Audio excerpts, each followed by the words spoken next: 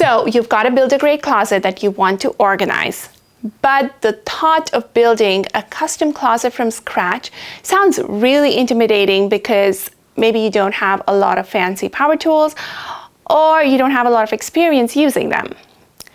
Well, I've got you covered because I am going to be building my son's closet, an organizer, and I am going to show you how you can do it with just 2 power tools, a circular saw and a power drill. And a few other little jigs that I will show you when we get to it. But before we get started, I want to give a quick shout out to Craig for sponsoring this project. They have a lot of tool tutorials as well as project plans on craigtool.com. So be sure to check that out. You will also find plans for the custom closet on their website. And I will add a link to all of that down below.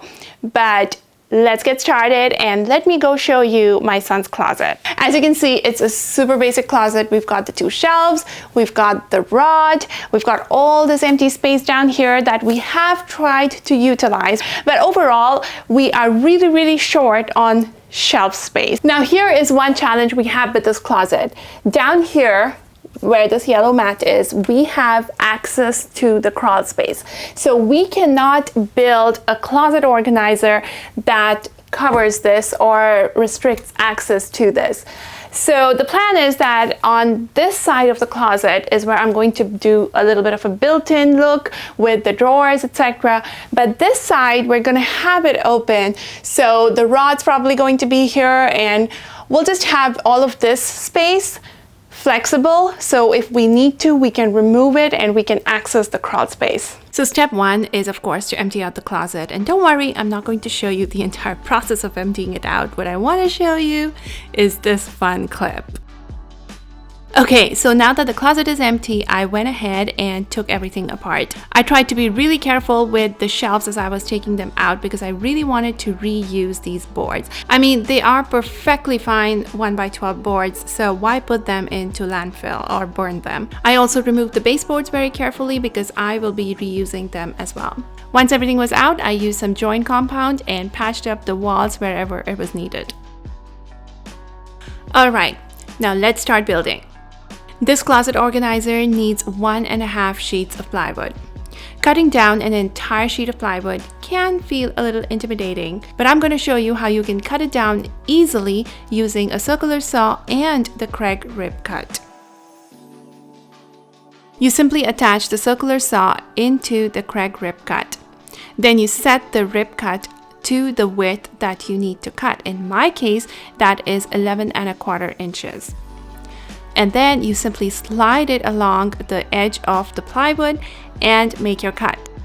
The best part about the closet organizer is that all the plywood is cut to the same width. So once I set my rib cut at a certain width, I can simply go ahead and make all of those cuts.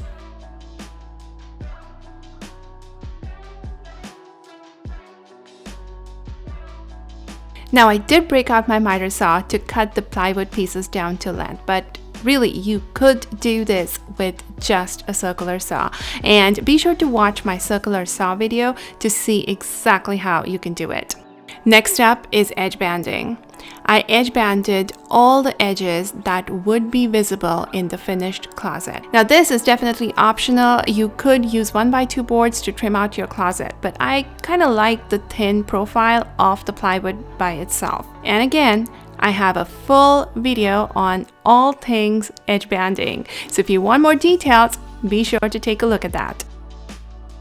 Next up are pocket holes. Pocket holes are a great beginner-friendly joinery method and make it super easy to make nice strong joints. I am using the Craig 720, but you could use the 520 or the 320 as well. I have a full detailed video comparing all 3 jigs so you can decide which one is right for you. The drill bit collar is set for 3/4 inches. Since I'm using the Craig 720, it automatically adjusts to the board thickness. But if you were using the 520 or the 320, you want to set the jig up for a 3/4 inch board thickness. The pocket holes are made on both ends of all of the stationery shelves. Okay, now let's go ahead and put it all together. I started by installing the bottommost shelf, so I measured exactly where I needed it. This is equal to the height of the baseboard. I attached it using wood glue and 1 1/4 inch pocket hole screws.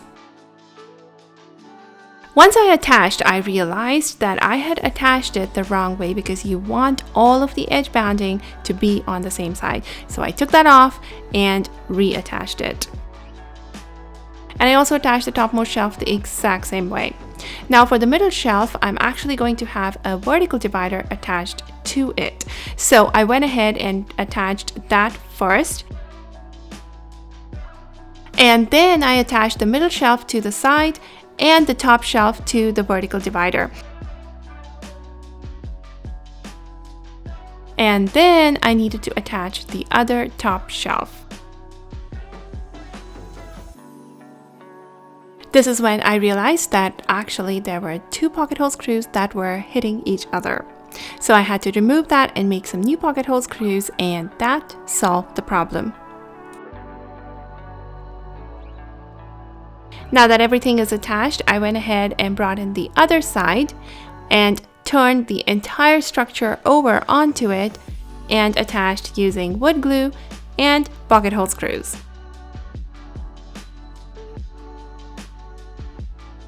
Now that one side of the organizer is ready, this is a great time to go ahead and make the shelf pin holes for adjustable shelves. I am using the Craig shelf pin jig, which makes it super easy to make shelf pin holes with repeatable depth and spacing.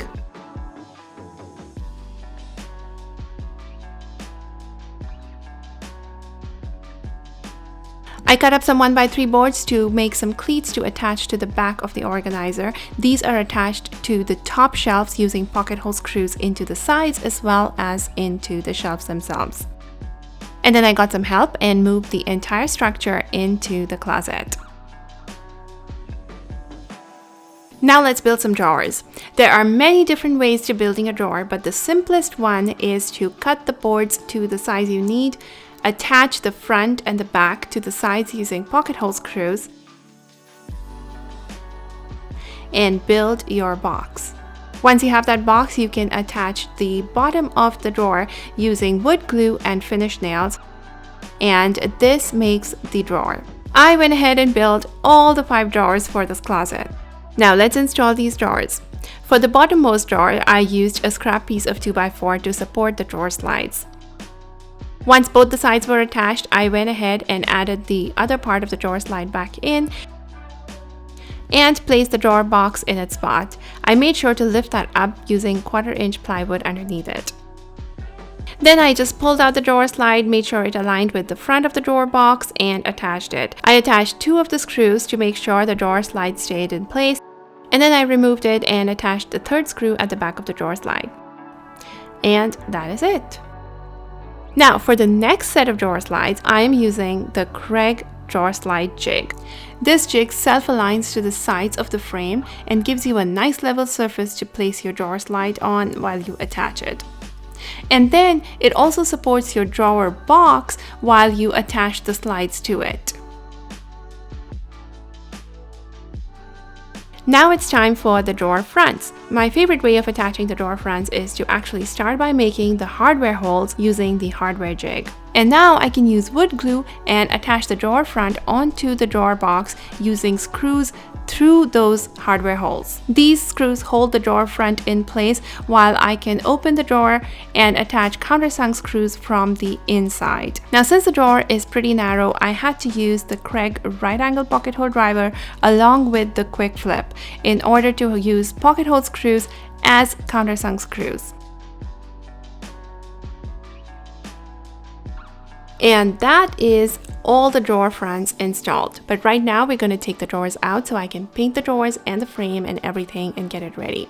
But before painting, we also need to build the other side of the organizer. To do this, I started by attaching the 1x3 cleat to the topmost shelf. In this case, I am making sure that the pocket holes that attach to the shelf are on the back, so they will be hidden, but the pocket holes that attach to the sides are in the front because we would need them to attach to the other part of the organizer that is already in the closet.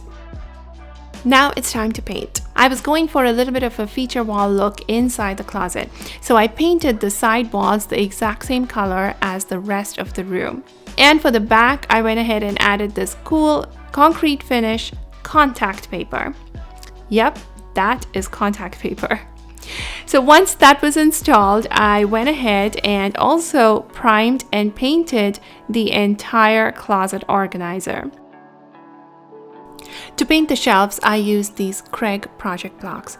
These are absolutely perfect to help support boards as you are painting them. Now here's the deal, if you are painting the entire closet organizer and the closet the same color, you can actually install everything inside the closet and then paint it all at once. But since I'm using different colors and wallpaper, I had to do all of these things separately. Once the paint had cured, I went ahead and put everything in place, found the studs in the walls, and added 3-inch screws into the studs through the cleats at the top of the closet. Then I brought in the other part of the organizer and attached it to the first part using pocket hole screws through the top shelf as well as the cleat. And then I also added the 3-inch screws into the studs through the cleat. I also decided to add an additional shelf on the other side of the closet organizer. To do this, I simply measured and marked where I wanted it to be, used a scrap piece of 2x4 to support it in place while I attached it using pocket hole screws. And then I went ahead and filled up all of the pocket holes and the screw holes that were visible. It's time to give it a finish. So now this is the problem with houses, right? None of the walls are square. So even though that corner is butted up against the corner, the front edge, there's a gap, and that gap is not even either. So we need to fill this in to create a seamless look. However, the gap is pretty wide to be able to use caulk. So if it's a very thin crack, I can use caulk and get away with it. But for this, we're going to use what is called a backer rod. So this is a backer rod, and it's basically just a foam rod. It's a round foam rod. So all you do is stuff it in between that gap, and then you can cover it with caulk and paint over it, and that will give you a seamless look. I ended up using 3/4 inch and 5/8 inch backer rods to fill in the gaps next to the organizers. And since I was using 2 different colors of paint, I went ahead and taped off the edges and applied caulk. This helped get a nice sharp line for the caulking. I brought in the baseboards and attached them. Once the caulking was dried, I taped it off once again and gave it a coat of paint. And now it is time for the hardware. I added the hardware to the drawers and installed all the drawers back in place. I attached the closet rod brackets and the closet rod. And I added the shelf pins and the shelves in place. And that is it. We filled it up, and now there is a spot for every single thing.